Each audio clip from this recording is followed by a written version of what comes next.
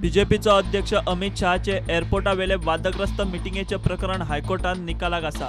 हे मिटिंगेचेर airport ऑथॉरिटीन हायकोर्टाक affidavit दिला।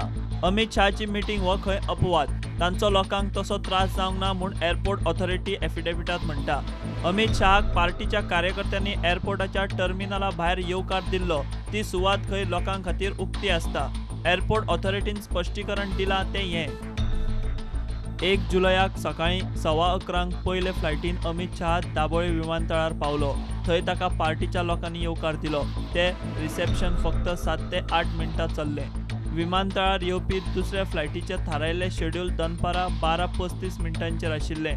ताका लागून 7-8 मिनटांचे कार्यावळीचो विमानतळार यो वच करतल्या प्रवाशांक तसो त्रास जाल्लो ना।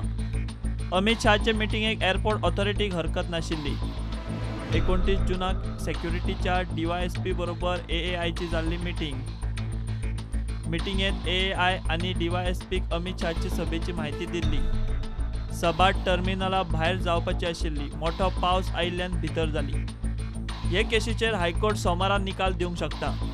प्रुडंटा खातीर सिनियर रिपोर्टर मुकेश कुमार।